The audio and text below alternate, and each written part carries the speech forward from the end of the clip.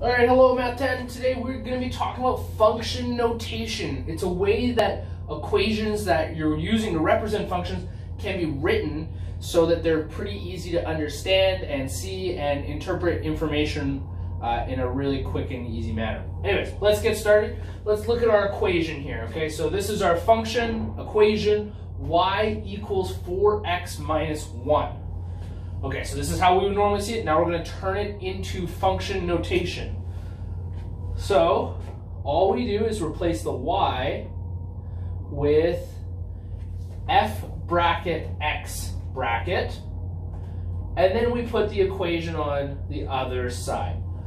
Okay, so all we're really doing is turning this y into f bracket x bracket. And what this reads as is f of x equals 4x minus 1. This means that y used to be the output, now f of x is the output. And x is still going to be the input.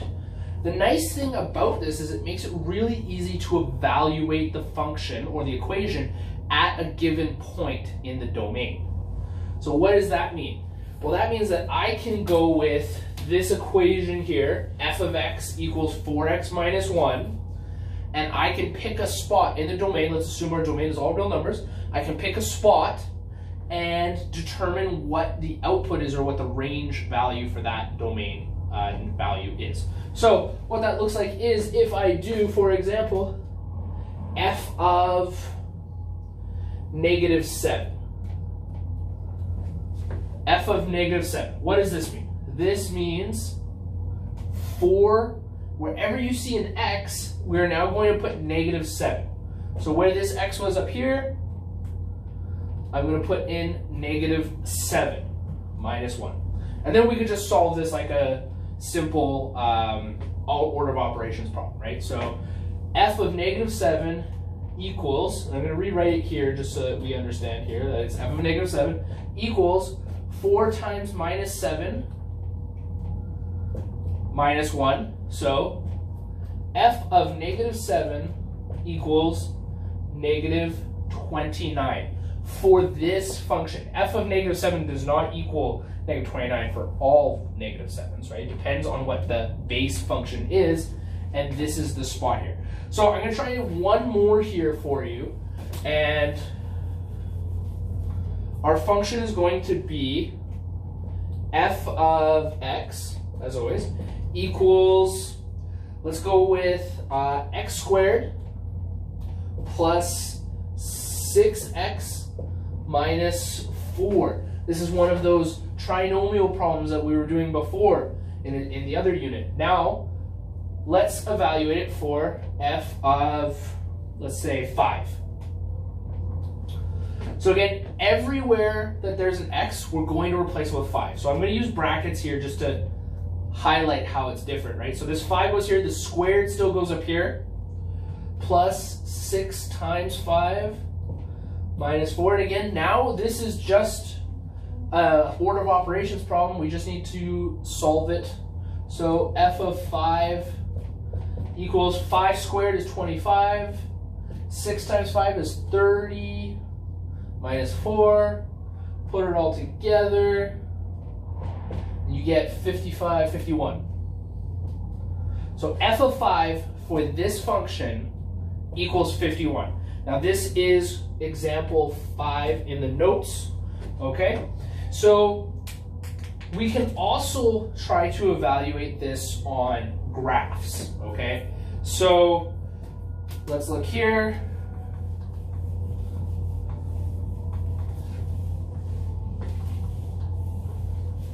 If I have a graph and say it looks like this, and we have it set so that it looks something like this. Let's say this is here, this is 5, and this is 2, 1. Okay, something like this, right? This example is not in the notes anywhere. I just made it up, okay?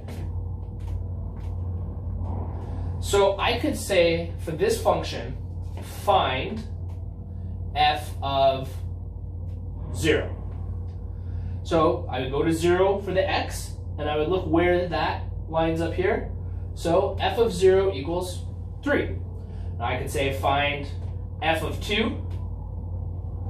And again, I would move over to 2 and look, and that is 5. And I could say again, f of 5. 1, 2, 3, 4, 5. That's at 0.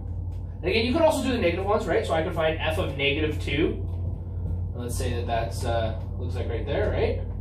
F of negative 2 also equals 0. So remember, your domain values can also go to the same number, as you can see here, but you cannot have one x value go to 2 outputs, right? So this works, but the other way would not.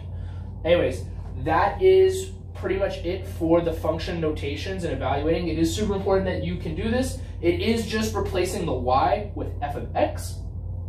And then when it just says evaluate for f of whatever number, all you're doing is replacing the x's with that number inside the equation. Okay, that's it. Make sure to do the homework, and please let me know if you have any other questions. Take care.